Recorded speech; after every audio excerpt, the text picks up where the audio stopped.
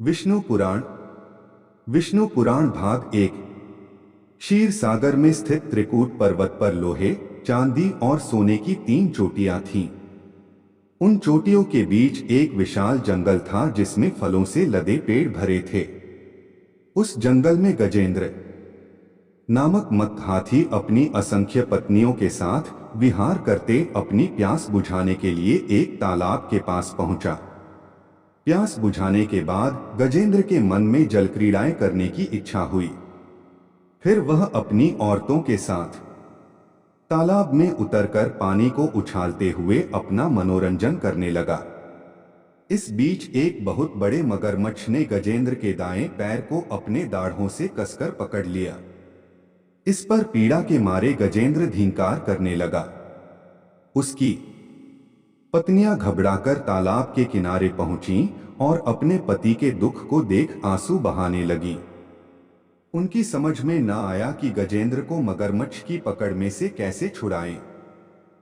गजेंद्र भी मगरमच्छ की पकड़ से अपने को बचाने के सारे प्रयत्न करते हुए छटपटाने लगा।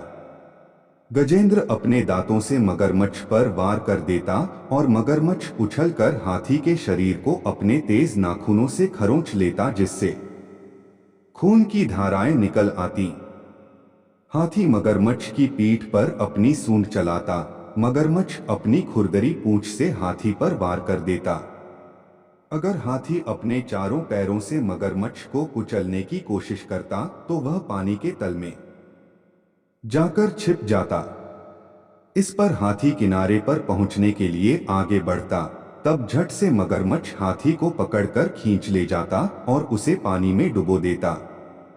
इस तरह मगरमच्छ और हाथी के बीच 1000 साल तक लगातार लड़ाई चलती रही। गजेंद्र अपनी ताकत पर विश्वास करके हिम्मत के साथ लड़ता रहा, फिर भी धीरे धीरे उसकी ताकत घटती गई। मगरमच्छ तो पानी में जीने वाला प्राणी है। पानी के अंदर उसकी ताकत ज्यादा होती है। वह हाथी का खून चूसते दिन ब दिन मोटा होता गया। हाथी कमजोर हो गया। अब सिर्फ उसका कंकाल मात्र रह गया। मगरमच्छ की पकड़ से अपने को बचा लेना हाथी के लिए मुमकिन न था। आखिर गजेंद्र दुखी हो सोचने लगा, मैं अपनी प्यास बुझाने के लिए यहाँ पर आया। प्यास बुझाने के बाद मुझे यहाँ से चला जाना चाहिए था। मैं नाहक क्यों इस तालाब में उतर पड़ा? मुझे कौन बचाएगा? फिर भी मेरे मन के किसी कोने में यह यकीन जमता जा रहा है कि मैं किसी तरह बच जाऊंगा। इसका मतलब है कि मेरी आशा का कोई आधार जरूर होगा। उसी को मैं ईश्वर कहकर पुकारता हूं। देवता, भगवान, ईश्वर नामक भावना का मूल बने हे प्रभु। तुम ही सभी कार्यकलापों के कारण भूत हो। मुझ जैसे घमंडी प्राणी जब तक खतरों में नहीं फंसते तब तक तुम्हारी याद नहीं करते। दुख न भोगने पर तुम्हारी जरूरत का बोध नहीं होता। तुम तब तक उसे दिखाई नहीं देते जब तक वह यह नहीं मानता कि तुम हो, और उसके मन में यह खलबली नहीं मचती कि तुम हो या नहीं। इस तरह बराबर सोचने वाले गजेंद्र को लगा कि मगरमच्छ के द्वारा सताने वाली पीड़ा कुछ कम होती जा रही है। गजेंद्र ने जब ध्यान करना शुरू किया तभी मगरमच्छ के दाढ़ों के मसूड़ों में पीड़ा शुरू हुई। उसका कलेजा कांपने लगा। फिर भी वह रोष में आकर गजेंद्र के पैर को चबाने लगा। प्राणियों की बुराई और पीड़ा को तुम हरने वाले हो। तुम सब जगह फैले हुए हो। देवताओं के मूल रूप हे भगवान। इस दुनिया की सृष्टि के मूलभूत कारण तुम हो। मैं यह विश्वास करता हूं कि अपनी रक्षा करने के लिए मैं जितनी तीव्रता के साथ प्रार्थना करता हूं, तुम उतनी जल्दी मेरी रक्षा कर सकते हो।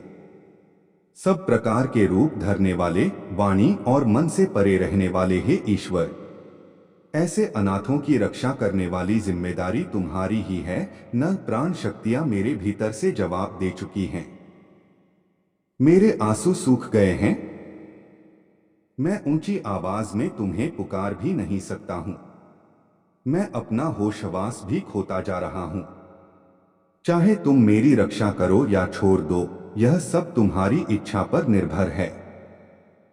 मेरे अंदर सिर्फ तुम्हारे ध्यान को छोड़ कोई भावना नहीं है। मुझे बचाने वाला भी तुम्हारे सिवाय कोई नहीं है। शियो गजेंद्र सूंड उठाए आसमान की ओर देखने लगा। मगरमच्छ को लगा कि उसकी ताकत जवाब देती जा रही है। उसका मुंह खुलता जा रहा है, उसका कंठ बंद होता जा रहा है। उधर हाथी की आंखें इस तरह बंद होने लगीं कि उसे अपने अस्तित्व का ही बोध न था। वह एकदम अचल खड़ा रह गया। उस हालत में विष्णु आ पहुंचे। सारा आसमान उनके स्वरूप से भर उठा। गजेंद्र को लगा कि वह एक अत्यंत सूक्ष्म कण है। विष्णु ने अपना चक्र छोड़ दिया और अभय मुद्रा में अपना हाथ फैलाया। बड़ी तेज गति के साथ चक्कर काटते विष्णु चक्र ने आकर मगरमच्छ का सर काट डाला। दरअसल मगरमच्छ एक गंधर्व था। उसका नाम हुहूश था। प्राचीन काल में देवल नामक एक ऋषि पानी में खड़े होकर तपस्या कर रहे थे। तब मगरमच्छ की तरह पानी में छिपते हुए आकर गंधर्व ने उनका पैर पकड़ लिया। इस पर ऋषि ने उसे शाप दे डाला कि तुम मगरमच्छ की तरह इस पानी में पड़े रहो। अब विष्णु चक्र के द्वारा उसका शाप जाता रहा। मगरमच्छ से छुटकारा पाने वाले गजेंद्र को तालाब से बाहर खींचकर विष्णु ने अपनी हथेली से उसके कुंभस्थल को स्पर्श किया।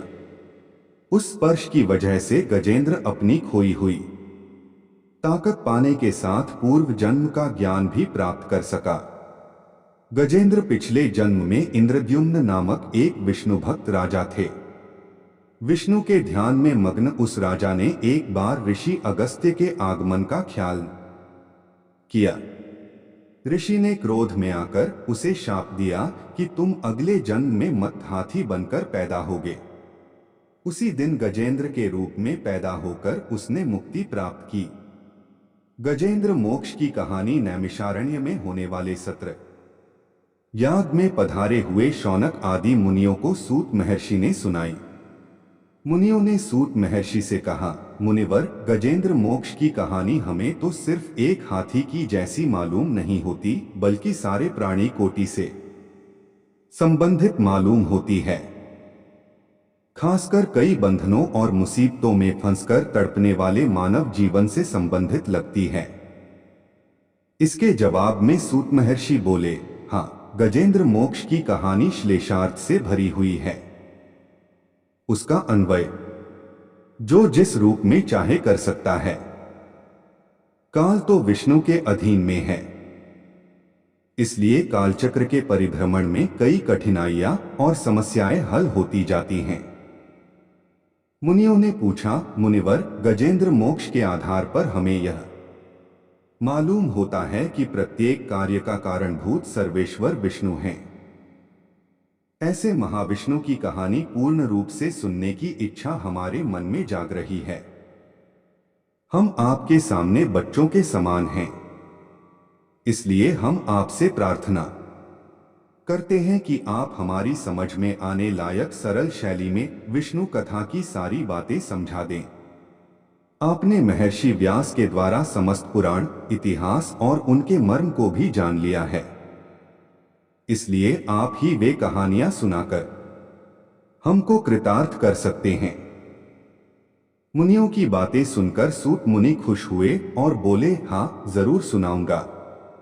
महर्षि व्यास ने विष्णु से संबंधित अनेक लीलावतारों की विशेषताओं को महाभागवत के रूप में रचा और अपने पुत्र शुक को सुनाया। विष्णु पुराण सुनकर भव सागर से तरने की इच्छा रखने वाले महाराजा परीक्षित को शुक महर्षि ने सुनाया। गजेंद्र की रक्षा करने के लिए प्रकट हुए विष्णु का अवतार आदि मूलावतार माना गया। भगवान विष्णु ने कई अवतार लिए, उनमें विकास की दशाओं के अनुसार दशावतार नाम से प्रसिद्ध 10 अवतार ज्यादा मुख्य हैं। नार का अर्थ नीर है। विष्णु जल के मूल हैं, इसलिए वे नारायण कहलाए। नारायण से ही नीर या जल का जन्म हुआ।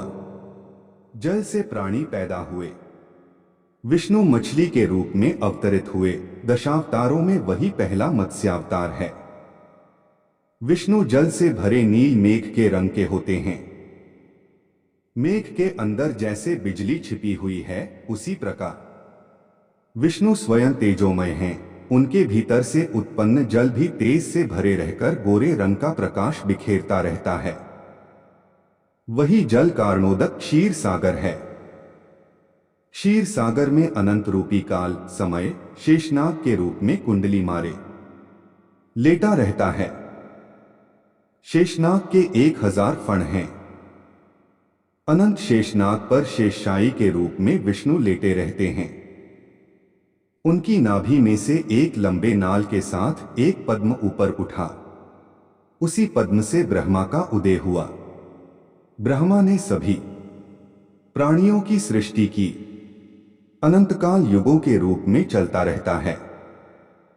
कृत, त्रेता, द्वापर और कलियुग, इन चारों को मिलाकर एक महायुग होता है। 1000 महायुग मिलकर एक कल्प होता है।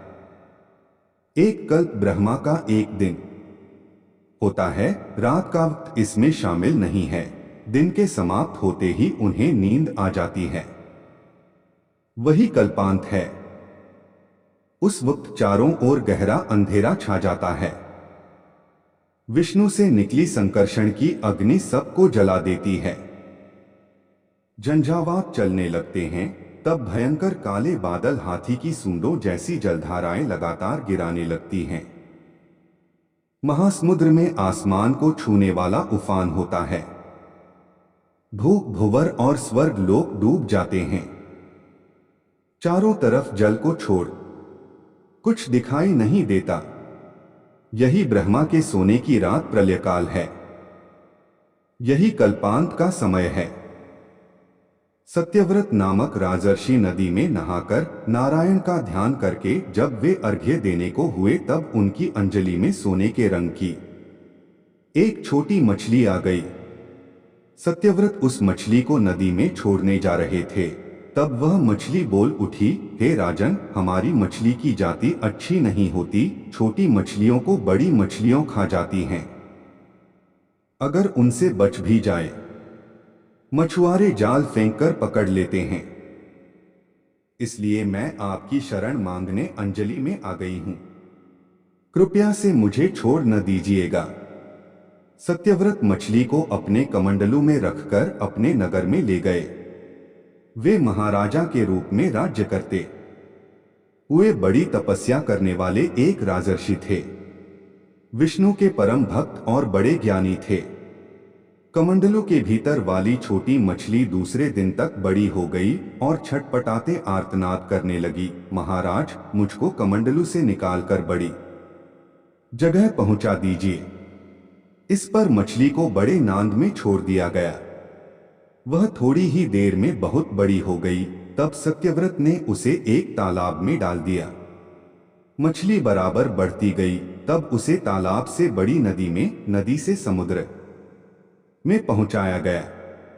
इस पर मछली ने पूछा, हे राजर्षि, मैं आपकी शरण में आया हूं। ऐसी हालत में क्या आप मुझे समुद्र में छोड़कर चले जाएंगे? क्या मगरमच्छ और तिमिंगल मुझको निगल नहीं जाएंगे? सत्यव्रत ने कहा, हे महामीन, बताओ, मैं इससे बढ़कर तुम्हारे लिए क्या कर सकता हूं? पल भर में 100 योजन बढ़ने वाले तुमको भला कौन प्राणी निगल सकता है?